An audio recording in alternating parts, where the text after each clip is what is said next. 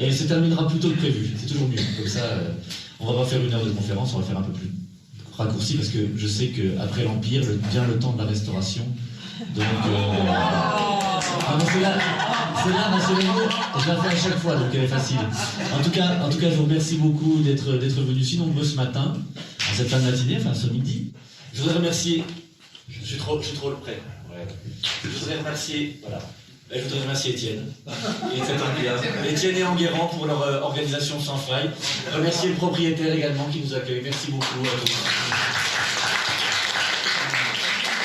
C'est grâce à vous qu'on passe un si bon moment et je vous remercie encore de tout ce que vous avez fait, tous les trois, et toutes celles et ceux qui ont participé à cette belle organisation. C'est un bonheur d'être ici.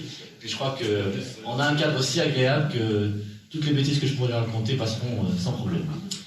En tout cas, merci de cette organisation et comme vous allez le constater, nous allons parler ensemble de la femme sous l'Empire.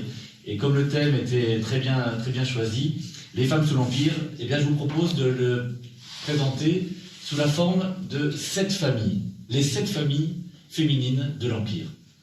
Parce qu'il n'y a pas une femme à l'époque, il y en a plusieurs et malheureusement, les disparités, vous imaginez bien, sont tellement importantes qu'on ne peut pas parler d'une femme sous l'Empire, mais justement en fonction de leur situation sociale, leur situation politique, leur situation économique, leur situation familiale, forcément les choses sont totalement différentes les unes des autres. Tout d'abord, pour commencer par le personnage que tout le monde connaît, qui est Napoléon, c'est tout le paradoxe. Comment un homme qui a été formé dans des écoles royales militaires, qui a été séparé de sa mère à 9 ans et demi, qui a vécu donc dans un monde plutôt d'hommes, forcément, que ce soit à Autun, puis à Brienne, à l'école royale militaire de Paris, à partir de 1784, et qui ensuite se retrouve en garnison, à Aussonne et Valence. Comment se fait-il que cet homme, justement, puisse avoir un regard porté sur la femme qui soit autre chose que la femme comme rêvée, imaginée, et j'allais dire, c'est le cas, hein, soumise. Et c'est toute la difficulté qui va être la sienne, parce que parvenu au pouvoir, il faut avoir un regard sur la femme autre que celui qu'il peut avoir lorsqu'il lit Les Légions dangereuses, par exemple. Je ne vais pas vous faire l'affront de vous rappeler que Valmont, c'est Alexandre de Beauharnais. Ça, vous le savez. Laclos a utilisé comme personnage principal de son roman Les Légions dangereuses le premier époux de Joséphine. Ça, vous le saviez. Ça, j'imagine. En attendant, comment se fait-il que Napoléon puisse avoir ce regard porté sur cette façon de présenter? Donc, cette famille, et on va commencer par la famille de Napoléon lui-même. La famille Bonaparte. Laetitia, celle qui, bien évidemment, dira toujours lorsque l'Empire sera proclamé « On veut que ça doule », c'est encore une phrase apocryphe, elle ne l'a jamais prononcée, mais la phrase au moins évoque l'état d'esprit dans lequel tout ça se déroule. Eh bien, cette famille Bonaparte, elle a une particularité, c'est que les femmes doivent composer avec des hommes qui sont très dominants, mais extrêmement dominants. À commencer par le père, qui, vous le savez sans doute, tente par tous les moyens de positionner ses enfants lorsque la France protège la Corse à partir de 1768, c'est le terme officiel du traité de Versailles, du 15 juillet 1768, eh bien, le père, Charles Bonaparte, Carlo Maria, va tenter par tous les moyens d'élever le rang social de sa famille en positionnant ses 2 aînés, Joseph et Napoléon, sur des écoles du continent, mais également Élisa, la première de la famille, qui sera installée à l'école de Saint-Cyr, ancienne pension de Madame de Maintenon, qui maintenant, à cette époque, est dirigée par Madame Campan. Donc, Napoléon est dans cet entourage-là. Et sa mère va avoir une grande influence sur lui, non pas forcément par l'éducation qu'elle lui fournit, mais par les quelques conseils qu'elle lui donne alors qu'il est encore très jeune. Elle le dit d'ailleurs dans les quelques lettres ou quelques souvenirs qu'elle laisse, elle raconte qu'il avait ce caractère très puissant, très fort.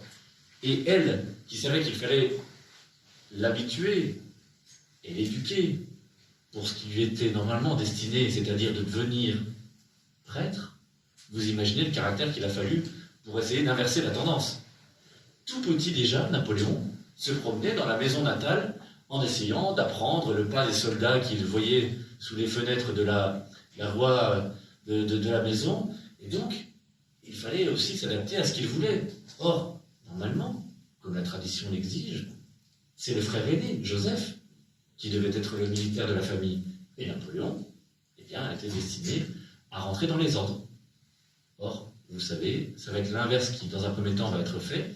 Napoléon va être ensuite installé à l'école royale militaire de Paris, de Brienne, puis à Paris, pour apprendre les rudiments de son métier.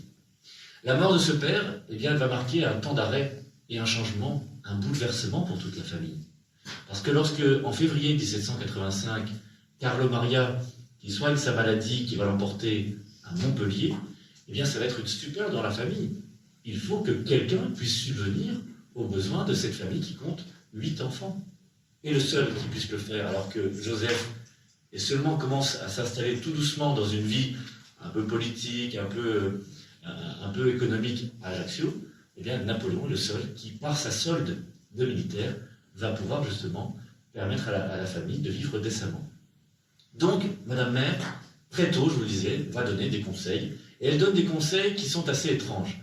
Par exemple, elle lui donne ce conseil lorsqu'il part à l'école, alors qu'il n'a encore que 8 ans en Corse. Elle lui donne ce conseil de ne manger que du pain blanc. Puisque leur rang exige qu'ils se différencient des autres petits camarades de classe. Or, que fait Napoléon?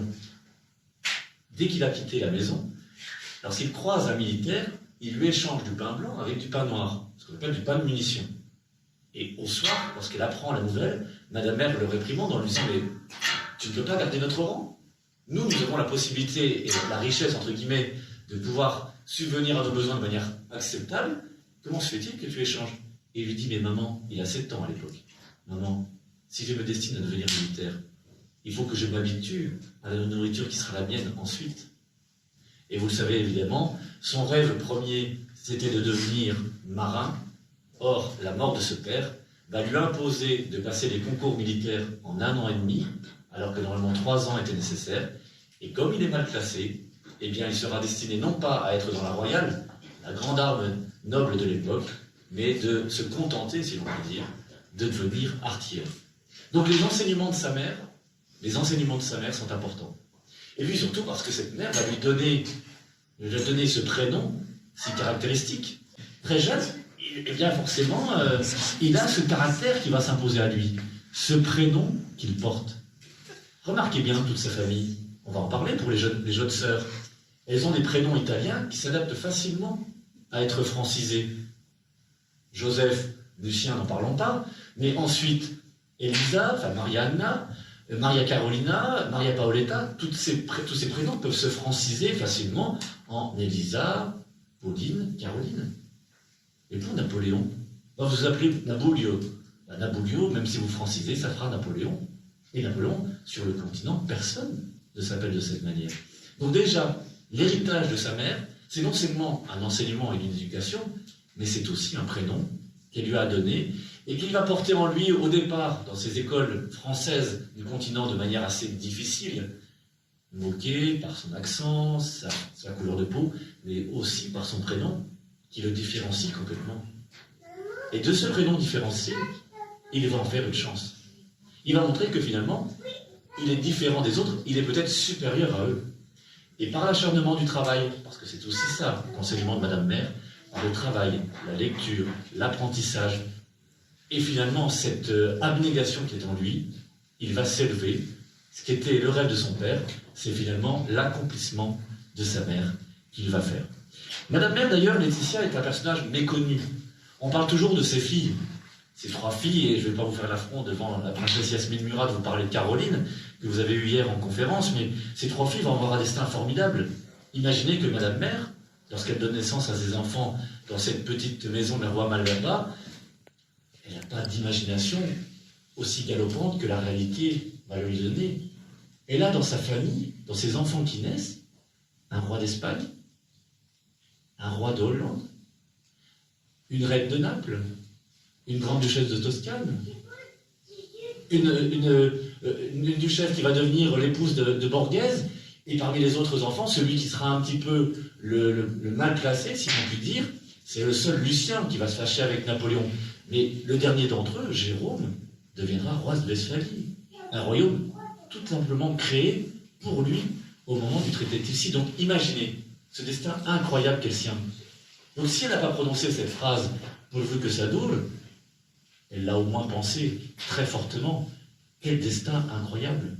Lorsque justement toute cette famille qui a été brinque-ballée entre Corse indépendante et Révolution française quitte la Corse le 11 juin 1793, Madame peut y penser très fortement parce que là, pour le coup, c'est tout à fait l'inverse. Ils ont tout perdu. Parce que les deux frères aînés, Napoléon et Joseph, se sont opposés aux paolistes, parce que Lucien, à la Convention, qui se rêve un destin à la Brutus, peut-être pas pour assassiner les autres, mais au moins pour être un grand personnage de la politique, eh bien, les trois frères vont emporter avec eux toute leur famille, et en particulier Madame Mère, qui doit donc s'installer sur le continent et faire de menus travaux de couture, de petites activités pour justement essayer de maintenir un semblant de vie correcte. Et avec ses autres filles, eh bien forcément, ça va être très compliqué. Napoléon donc va prendre l'enseignement au pied de la lettre, va ensuite installer son frère Joseph avec une grande famille marseillaise, les Clary, qui sont de grands entrepreneurs et de grands promoteurs à Marseille, et puis ensuite, parce qu'il compte dans cette cité, la famille Bonaparte va être lancée avec le destin que vous connaissez. Pour les autres sœurs, c'est intéressant aussi de voir que dans tous les titres qu'elles vont obtenir par la suite, elles n'auront jamais oublié les origines qui sont les leurs. Parce que, je vous le disais, en 1793, elles ont tout perdu. Et elles savent ce qu'elles doivent au destin notamment du plus célèbre d'entre eux, qui est Napoléon. Mais elles savent surtout ce qu'elles doivent à leur mère, Laetitia. Et si vous regardez bien la façon dont Madame Mère va être positionnée ensuite dans la société consulaire, puis impériale, elle a un titre qui est tout à fait moderne, Madame Mère. Elle est à la fois Madame et elle est à la fois Mère, pour dire que l'origine même de la dynastie Napoléon, ça n'est pas le père Carlomarien, c'est Madame Mère. D'ailleurs, petite interrogation tout d'abord, quand est-elle née? On l'ignore. On dit d'elle qu'elle est née le 24 août, mais 1750 ou 1752? Personne ne le sait. En un temps où il n'y a pas d'état civil comme aujourd'hui, on ne prend comme considération que l'acte de baptême. Et pour Napoléon, on sait que c'est effectivement le 15 août 1769, mais le seul acte d'état civil que l'on connaisse, et Bernard le sait bien, Bernard Chevalier qui est dans notre salle là, le sait bien, à la maison Bonaparte, on a une copie de l'acte de naissance de Napoléon, enfin du moins de l'acte de baptême de Napoléon, c'est 1771. C'est-à-dire que pendant 2 ans, il avait été ondoyé bien sûr, mais pendant 2 ans, il n'a pas de baptême, donc civilement, si l'on peut dire, socialement, il n'est pas encore intégré à la société. Et c'est exactement la même chose pour Madame Mère. Elle a ce côté un petit peu étrange et différent de tous les autres personnages de cette famille, parce qu'elle, il y a toujours cette interrogation sur sa date de naissance exacte. Et puis surtout, comme je vous le disais, elle va être installée dans des lieux très importants. Napoléon tient beaucoup à sa mère. Il se fâche, et Madame Mère prendra toujours le parti de ses autres frères et sœurs. Lorsque Napoléon va se séparer un peu de Lucien et de Jérôme, qui choisissent des épouses sans son consentement, imaginez, eh bien Madame Mère prend la défense des plus faibles, ce qu'elle fera toujours. Et lorsque Napoléon ensuite sera exilé à l'île d'Elbe, Madame Mère sera à ses côtés. Lorsque Napoléon sera à Sainte-Hélène, Madame Mère continuera d'améliorer le sort et le quotidien de son fils exilé dans l'Atlantique Sud. Donc Napoléon tient absolument à ce que sa mère ait un rang différent, une situation différente, et surtout des habitations. On est ici au château de la Ferté-Beauharnais. Napoléon rêve pour sa mère du château auquel il a rêvé toute sa jeunesse, passée en Champagne. Il revient en 1805 à Brienne-le-Château, il va voir la veuve des Loménie de Brienne, et il dit « Madame, je rêve de ce château pour ma mère, Laetitia, parce que ce château représente beaucoup pour moi. » Vous imaginez cet enfant qui a vécu à l'ombre de cette grande bâtisse. Et la propriétaire lui répond « Mais, sire, majesté, ce château, c'est tout ce qu'il me reste, quand vous pensez que les Loménie de Brienne avaient tout perdu pendant la Révolution. » Donc Napoléon va bien sûr accepter ce refus, et il va installer sa mère à Pont-sur-Seine, dans un château qu'il va aménager avec beaucoup d'intérêt, beaucoup de soins, et il n'y aura jamais rien de mieux pour sa mère, même si, je vous dis, il est différent. Et puis alors surtout, autre événement encore plus important, vous avez tous en tête le tableau du sacre de Napoléon, peint par David. Pensez que Madame Mère n'est pas présente à la cérémonie. Or, que fait Napoléon? Il impose à l'artiste de positionner Madame Mère dans l'endroit le plus visible de la toile, au centre même, dans la tribune. Alors tout le monde dira, oui, c'est un faux tableau. Non, ça signifie davantage. Ça veut dire que Napoléon tient absolument à ce que le clan Bonaparte soit uni vis-à-vis de la postérité. Et que la mère, c'est elle qui est l'union importante, et sans sa présence, même si elle est obligée, contrainte et forcée, n'est-ce pas, Françoise, contrainte et forcée d'assister par le tableau au couronnement de Joséphine. Donc c'est toute la difficulté. Première famille donc, la famille Bonaparte. Deuxième famille, parce que c'est le jeu des 7 familles, la famille Beauharnais. Nous sommes quand même dans un lieu qui nécessite d'en parler. Vais-je vous faire l'affront de parler de Marie-Joseph Rose, tachère de la pagerie? Évidemment que non. Joséphine.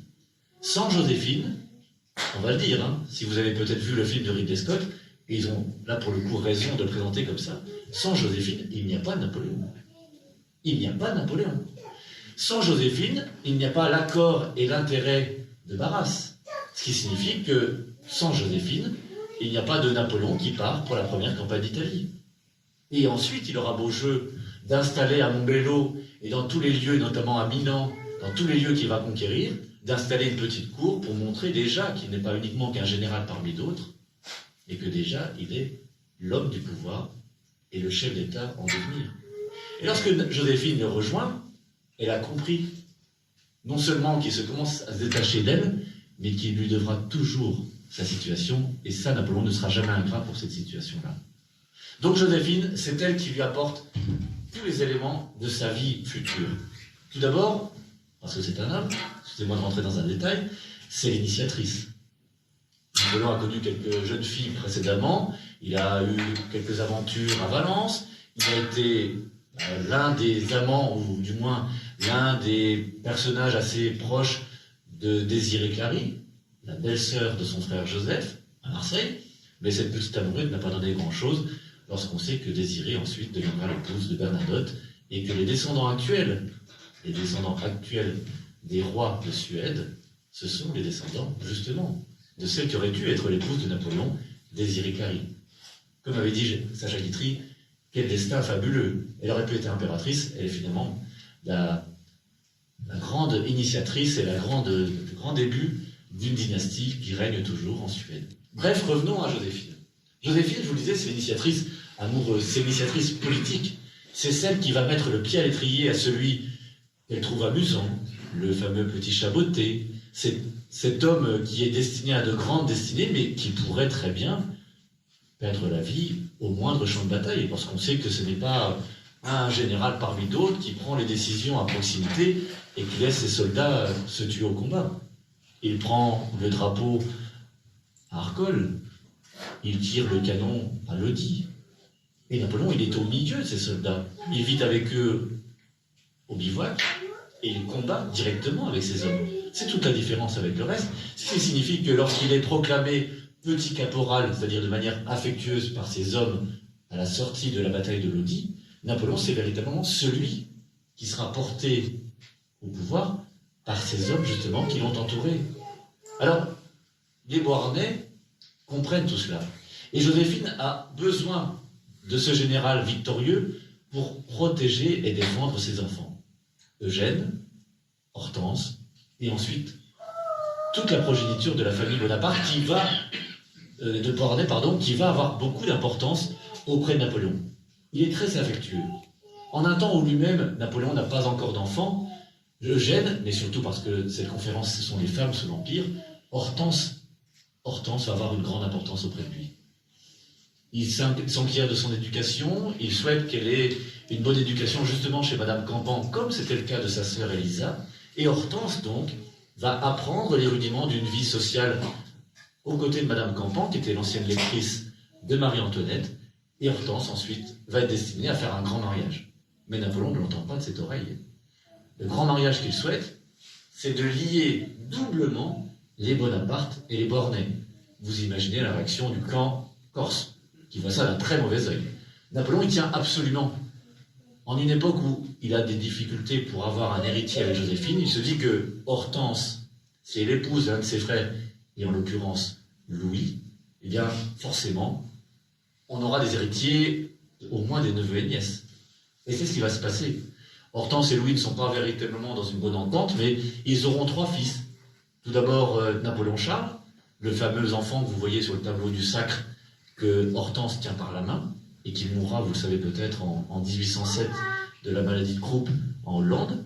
Puis Napoléon Louis qui aura une destinée assez rapide et courte, puisqu'il meurt, lui, dans les combats de Forlì, dans le mouvement carbonariste contre le pouvoir central italien.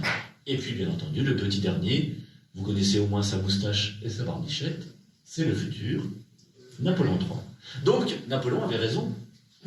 Si la dynastie est installée durablement, ce n'est peut-être pas par un fils directement, mais c'est par un neveu. D'ailleurs, lui-même, dans cet entourage, les Beauharnais vont énormément compter, mais au moment de la séparation du couple en 1809, eh bien, il va avoir une nouvelle épouse qui lui est apportée, j'allais dire presque sur un plateau, c'est Marie-Louise d'Autriche. Et Marie-Louise de Habsbourg, ça n'est pas évidemment Joséphine, mais elle lui apportera cet enfant qui, vous le savez aussi, mourra prématurément en 1832 à Schönbrunn. Donc Napoléon et les femmes, c'est une relation très complexe et très délicate. Deuxième famille donc, les Beauharnais, mais on pourrait en parler et faire une conférence à part entière. Il y a tout d'abord aussi, dans la troisième famille, j'allais dire la famille de l'entourage. Napoléon, dans son quotidien, je vous dis, est plutôt dans un monde d'hommes, à la fois dans les pouvoirs décisionnels, lorsqu'il devient même déjà consul, puis empereur. Lorsque les discussions se font au Conseil d'État, il n'y a que des hommes. Lorsque les discussions à la cour se déroulent, il n'y a quasiment que des hommes.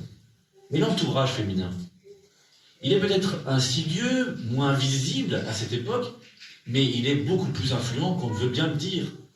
Sans les femmes à la cour, la maison de l'empereur ne fonctionne pas.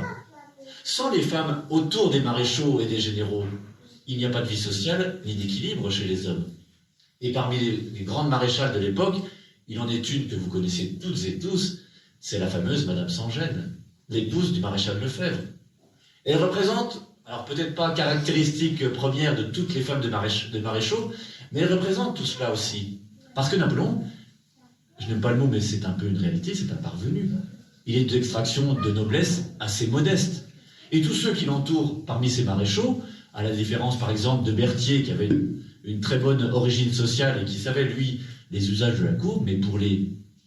N'écoute pas, Jasmine. Hein. Pour les Murat, Ney, et tous ceux qui viennent d'extraction modeste, il faut aussi une épouse qui leur permette d'accepter cette évolution. Et la plupart d'entre eux, d'ailleurs, vont prendre des épouses qui ont une bonne éducation, qui ont une tradition familiale, qui leur permettent justement d'accepter les usages de cour. À la différence, bien sûr, je vous le disais par exemple, de la fameuse Catherine Hübscher, Madame Sans-Gêne, qui, elle, lorsqu'elle épouse Lefebvre, à ses origines et à ses débuts de carrière, ne voit pas cette évolution, et lorsqu'elle se retrouve aux Tuileries, aura beaucoup de mal, c'est le moins qu'on puisse dire, et je vous renvoie évidemment sur tous les films qui ont été faits sur elle. L'entourage, il est important aussi en campagne militaire. Cette famille féminine, on la retrouve dans ce qu'on appelle à l'époque les vivandières, celles qui apportent non seulement les vivres, mais aussi le réconfort, la nourriture, et puis aussi tout ce qui est le confort, même s'il est assez modeste, ce confort en particulier, le linge, l'habillement, les uniformes, et puis rapiécer les pièces et autres. Parce qu'on l'a oublié, pour vous donner juste un exemple, les 620 000 soldats qui sont partis, lorsqu'on parle des 620 000 qui sont partis vers Moscou, parmi les 620 000 personnages qui composent la Grande Armée, il y en a 80 000 qui sont des femmes. Et auprès de ces femmes, il y a à peu près 25 000 enfants. Personne n'en parle jamais. On a toujours l'impression d'avoir des colonnes entières d'hommes qui partent vers le combat, qui sera par exemple à Moscova en septembre 1812, mais avec eux se trouvent des femmes qui justement permettent à cette grande colonie et ce grand défilé de vivre dans des conditions à peu près acceptables. Donc Napoléon est entouré de femmes, même lorsqu'il est avec ses soldats au milieu des bivouacs. Donc l'entourage féminin, il est très important. Troisième famille donc, l'entourage féminin. La quatrième de ces familles féminines, des femmes sous l'Empire, il y a les opposantes, les adversaires de Napoléon. Et elles sont très nombreuses. Déjà, au sein même de sa famille, quand on voit les dissensions entre les Bonaparte et les Beauharnais, on ne peut pas dire que toujours les sœurs entre elles, ou même les sœurs vis-à-vis de Joséphine ou d'Hortense, se soient toujours très bien comportées. Et la réciproque est vraie. Joséphine voyait comme un très mauvais œil le fait que les sœurs puissent avoir une quelconque influence sur leurs frères, ou même leur mère. Donc, les dissensions sont très importantes. Mais je vous parle même des opposantes à l'extérieur. Elles sont très nombreuses. Tout d'abord, celles qui ont de l'influence politique. Peu nombreuses, mais quand même. Une d'entre elles est restée à la postérité par ses écrits, par son influence avec le cercle qu'elle va constituer lorsqu'elle partira en exil. C'est Madame de Staël. Germaine de Staël, qui, vous savez, va publier un grand nombre d'ouvrages, en particulier de l'Allemagne, qui va avoir énormément d'influence, et qui, avec les cercles de pouvoir que sont Chateaubriand, que sont Benjamin Constant, qui s'opposent à la politique impérialiste déjà et autocratique de Napoléon, tente par tous les moyens d'influer sur le cours de l'histoire. Germaine de Staël, elle a été fascinée au départ par Napoléon. Elle tentait d'être à ses côtés, et d'ailleurs elle était très jalouse du pouvoir et de la puissance de Joséphine, qui ne cessait de dénigrer dans les fameux salons où on se retrouvait. Napoléon, qui ne veut pas être influencé par les femmes, et je vous dis, c'est aussi à la fois sa tradition familiale et la vie qu'il a pu mener à ses débuts, Napoléon tente de l'écarter. Je vous le disais, ensuite, elle partira en exil, mais la puissance même de ces textes va beaucoup compter dans la façon dont on va regarder ensuite Napoléon, en particulier vis-à-vis de la postérité. Et Germaine de Staël, qui est la fille, j'ai oublié de le rappeler, qui est la fille quand même d'un personnage important de la Révolution, ou du moins des débuts de la Révolution, de Necker en l'occurrence, eh bien Germaine de Staël va énormément avoir d'importance dans l'après-empire, dans la façon dont elle va ensuite présenter Napoléon tel qu'elle l'a connu à ses débuts et tel que cet empire doit être porté ensuite à la postérité. Autre personnage, et non des moindres, ce sont les souveraines que Napoléon va rencontrer et croiser sur son passage. Et parmi elles, il y en est une qui compte peut-être plus que les autres, c'est Louise de Prusse. Louise de Prusse, qui est donc l'épouse du roi Frédéric Guillaume III, qui règne donc à Berlin, Louise de Prusse va avoir une influence. C'est une égérie à la fois politique et importante dans l'influence qu'elle va porter vis-à-vis de sa nation.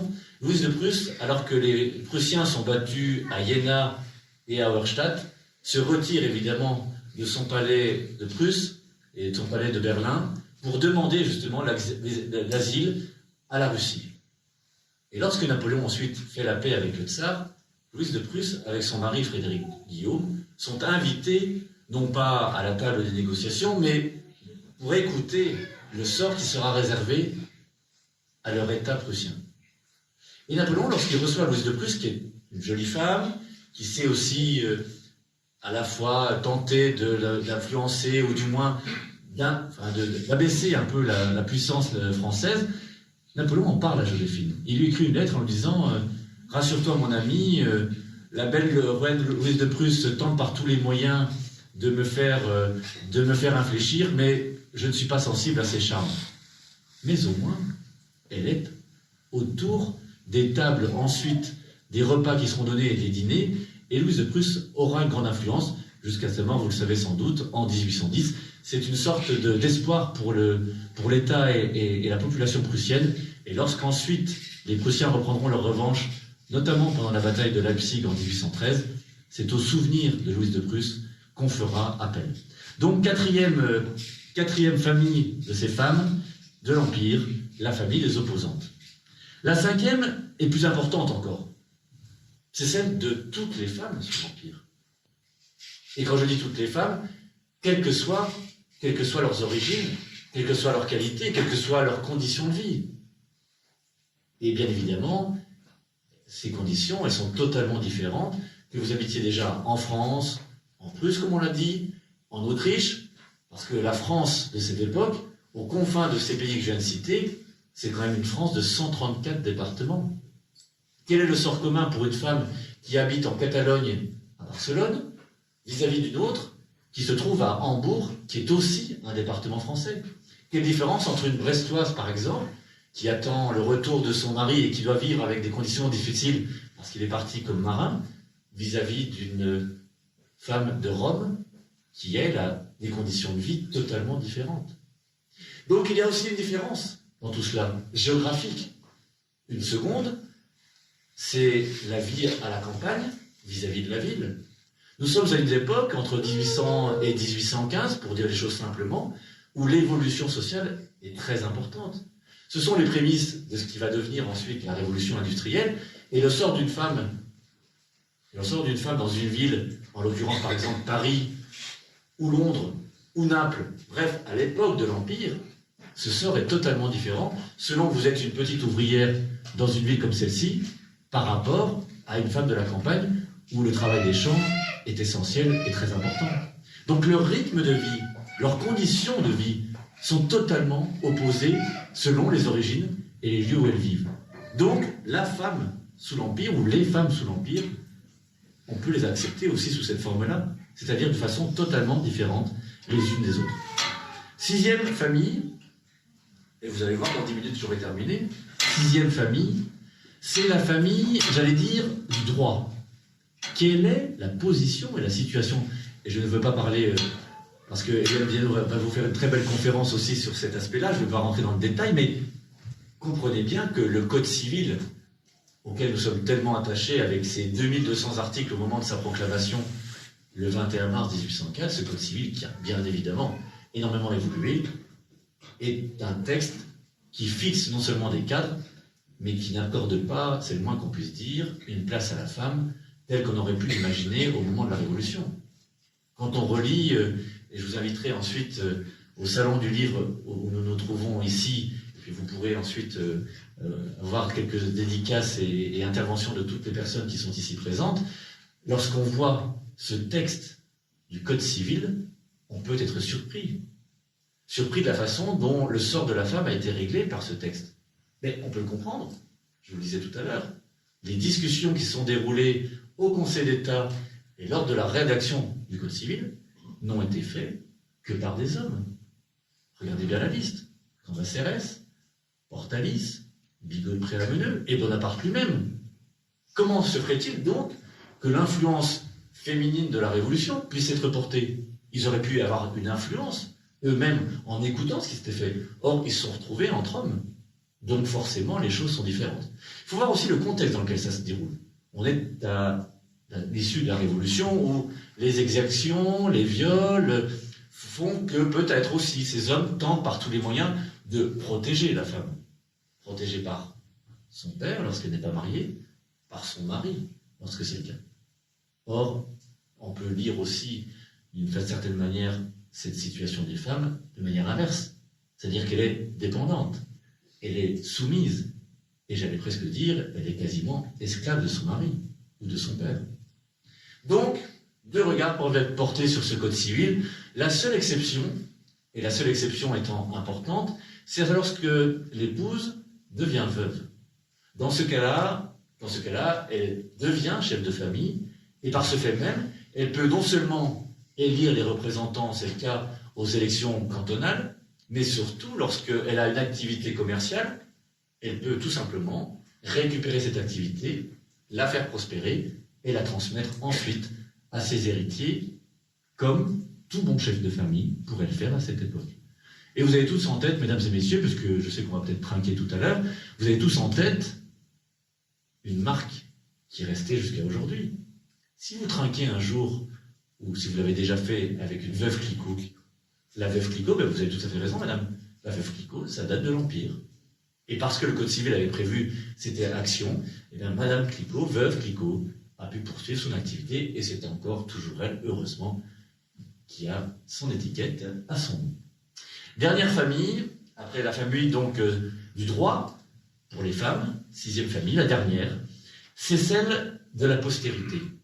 Quelle position accorder à la femme sous l'Empire vis-à-vis de la postérité? A-t-elle été, justement, contrainte, soumise? Oui, pour une grande part. Mais quelle place conserve-t-elle encore dans nos mémoires? Je vous le disais, sans les femmes de la famille Bonaparte, Napoléon n'existe pas tout à fait. Et sans Joséphine, encore moins. Donc cette place, elle est très importante.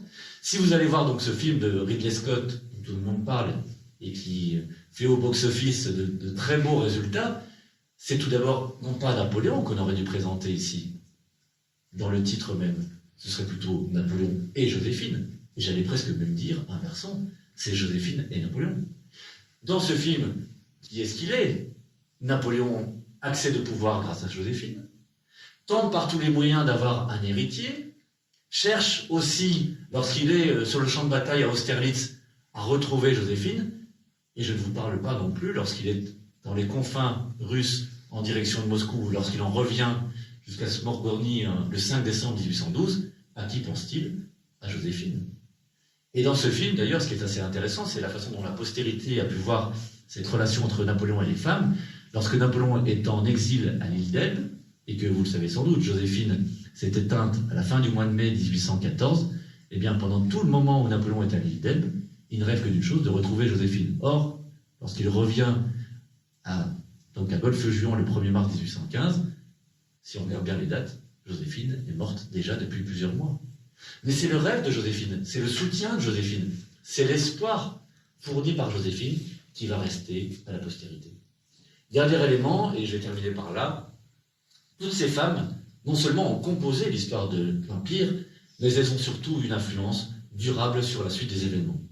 D'un point de vue du droit, on sait que même si les choses étaient inabouties, ensuite, la période qui va suivre, Restauration, Monarchie de Juillet, Second Empire pour une large part, et puis surtout la République qui va suivre, vont s'emparer du sort des femmes pour l'améliorer au fur et à mesure, avec, c'est vrai, un peu de difficulté. Mais à qui pense-t-on lorsqu'on parle du sacre? Je vous le disais, Madame Mère. À qui pense-t-on lorsqu'on évoque la postérité dynastique? Eh bien, c'est à Joséphine. On vous dit toujours que la reine Victoria, c'est la grand-mère de l'Europe.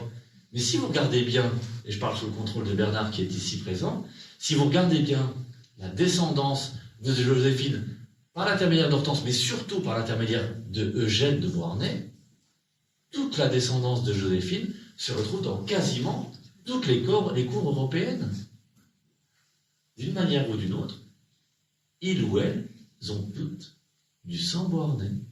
Et donc, la place des femmes est accordée sous cette forme-là. Autre élément, c'est la place des femmes au sein de l'armée. Ça va évoluer énormément. Ça va évoluer sur le Second Empire, où de vivandières ou de simples femmes d'accompagnement, avec ce que cela comporte, vous imaginez, elles vont devenir cantinières, avec un rang à part, avec un rang aussi militaire, où on trouvera des femmes qui deviennent sergents et qui peuvent aussi commander tout simplement la façon dont cette vie quotidienne va s'organiser. Donc elles ont une structure et elles sont accordées. Napoléon n'a pas donné, n'a pas distribué, vous savez sans doute, de légion d'honneur aux femmes. On peut lui reprocher. En revanche, celui qui va prendre un petit peu la suite et prendre un peu le contre-pied de son oncle, c'est Napoléon III, qui, après lui, va distribuer non seulement des légions d'honneur, mais accorder aussi aux femmes la possibilité d'entrer au lycée, de passer leur baccalauréat. La première d'ailleurs, c'est Marie-Victoire d'Aubier qui fera la première bachelière en France, mais ensuite, celle qui va accomplir le vœu premier de son mari Napoléon III, c'est Eugénie, qui accordera symboliquement une très belle légion d'honneur à une peintre que vous connaissez toutes et tous, qui est Rosa Bonheur. Et si Rosa Bonheur est devenue chevalier de la Légion d'honneur, c'est grâce aussi à la volonté d'Eugénie qui est remis dans son cabinet de travail. Bref, la postérité de la femme sous l'Empire, elle est très importante. Très important parce que, mise un petit peu de côté, passée parfois dans l'ombre, la situation de la femme va aussi évoluer sous l'Empire. Et pour terminer, eh bien, si vous avez le plaisir d'être ici, dans ce château de la Ferté-Beauharnais, c'est aussi par la puissance féminine. Je vous remercie beaucoup de votre attention.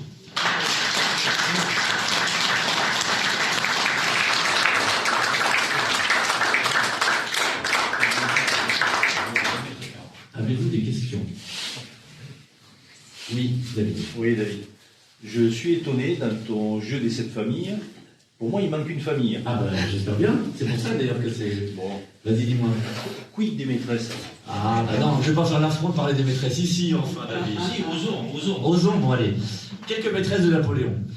Et je vais vous dire même plus largement. Parce que le rôle de la maîtresse, malheureusement, socialement, il était très important. C'est-à-dire qu'on était considéré seulement un grand homme parce qu'on était entouré de favorites. Ça a été le cas chez les rois, ça a été le cas chez les nobles, et j'allais presque dire, par extension, ensuite, parce qu'il voulait copier ce qui avait été fait précédemment par les bourgeois, qui, comme vous l'aurez compris, bourgeois sont les habitants des villes, les habitants des bourgs, et qui vont finalement poursuivre cette même tradition. Alors, si tu veux savoir un peu des choses intéressantes sur les maîtresses de Napoléon et sur les maîtresses en général, parlons de quelques-unes qui sont très célèbres. Il y a tout d'abord la première d'entre elles, celle qui va lui apporter un enfant, c'est Éléonore de Nuel de la Plaigne. C'est une des lectrices de l'entourage féminin de ses sœurs, une lectrice qui va lui donner un fils, qu'on va d'ailleurs prénommer symboliquement et facilement Léon, puisque comme il est le fils de Napoléon, et bien devenir comte Léon, c'était très facilement un usage qui permettait de comprendre qui était le père naturel. Donc Éléonore de Nuel de la Plaigne donne à Napoléon la confirmation, si l'on peut dire, qu'il peut être père. La seconde, et non des moindres, c'est Marie Walewska, la fameuse épouse polonaise, que Napoléon rencontre à la fin de l'année 1806, au détour de Brognier, mais la chose est peut-être plus belle dans la légende que la réalité, et qui va être, là, cette fois-ci, présente dans toutes les grandes réceptions à partir du début de l'année 1807, et en particulier au grand bal que Napoléon donnera à Varsovie. Elle l'accompagne, notamment au château Finkelstein, qui va devenir l'un de ses grands quartiers généraux de cette époque, et elle lui donne surtout ce fils, Alexandre Walewski, qui, vous le savez, va avoir un destin extraordinaire. Alexandre, au moment des exils, va bien sûr se retirer de France, mais il va y revenir, pour accomplir son destin qui le mène, au moment du Second Empire, aux plus hautes fonctions de cette époque. Napoléon III qui s'est retrouvé avec son demi-frère Morny, qui essaie d'accepter toute la famille Bonaparte. Lorsqu'on disait à Napoléon III qu'il n'avait rien de la famille, qu'il n'avait rien de Napoléon et qu'il n'avait pas le même caractère, qu'il n'avait pas les mêmes aspirations et les mêmes intérêts, il disait de Napoléon je n'ai rien, si j'ai sa famille, c'est-à-dire de dire je dois l'assumer sa famille. Et bien il l'assumait. Il a même été jusqu'à assumer, par exemple, l'enfant naturel qu'avait eu Jérôme Bonaparte, parce que le mariage qu'il avait contracté avec une américaine, Elizabeth Patterson, de cette union était né un enfant, le fameux Beau, celui qu'on appelait Beau comme Bonaparte, et qui espérait par tous les moyens être reconnu par la famille. Et bien c'est Napoléon III qui va lui accorder. Et de cet enfant naturel que Jérôme avait eu avec Elizabeth Patterson, vous savez qu'il aura aussi un destin extraordinaire, puisque cet enfant va donner naissance ensuite à une lignée qui va être la créatrice du FBI.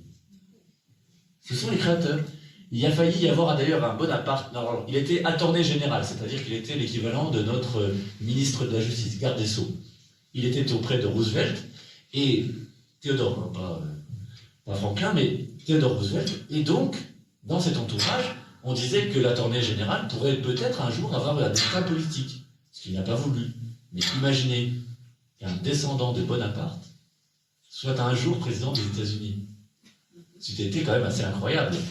Et donc ça a peut-être aussi heurté l'entourage politique de l'époque, mais en attendant, la chose était importante. Bref, Napoléon III va donc accorder et accepter cette famille, et il le fait justement en essayant de montrer que cette union, elle est importante. Et il reste Walewski, Alexandre Walewski. Il l'appelle à ses côtés, comme il a voyagé, Alexandre, dans toutes les cours européennes qu'il a vécues à peu près partout en Europe, eh bien il va en faire de cet enfant naturel que Napoléon avait eu avec Marie Walewska, il va en faire son ministre des Relations extérieures, entendez donc ministre des Affaires étrangères. Et bien il en prend, parce qu'en 1856, alors que la guerre s'arrête, je vous parle de 1856, la guerre s'arrête entre la Russie et la Crimée, ce n'est pas la réalité évidemment et malheureusement aujourd'hui. En 1856, lorsque la guerre s'achève entre la France alliée à l'époque de l'Angleterre, de la Turquie vis-à-vis de la Russie, lorsque la paix doit être faite, Napoléon III invite tous les plénipotentiaires européens à se retrouver à Paris, et qui est son ministre des Affaires étrangères? C'est le fils naturel de Napoléon, Alexandre Walewski. Ce qui signifie que par ce biais même, et ce symbole, c'est le fils naturel de Napoléon, le fils illégitime qui dicte à toutes les cours européennes la façon dont la diplomatie doit être réglée maintenant en Europe. Et le traité de Paris en 1856 lorsqu'il est signé. On verra ensuite sur le tableau de Dubuff, qui est le grand peintre de l'époque, représentant tous ces représentants justement de l'Europe réunis, au centre de la toile, un personnage qui s'appelle Alexandre Walewski et dont le portrait est quasiment le portrait craché de son père naturel Napoléon. Le symbole était bien trouvé pour mettre fin au congrès de Vienne qui avait dispersé et mis fin à l'influence française. Donc, Napoléon III avait trouvé d'une certaine manière une certaine revanche vis-à-vis de la postérité. Vous voulez d'autres, des maîtresses? Il y en a plein, hein. Mais je pourrais te dire, mais tu as raison, tu as raison. Je voulais pas faire l'affront d'en parler ici, mais bon. Non, mais je réponds juste à la question. C'était pour t'amener justement à parler des Walewski. Eh oui, qui est un grand personnage.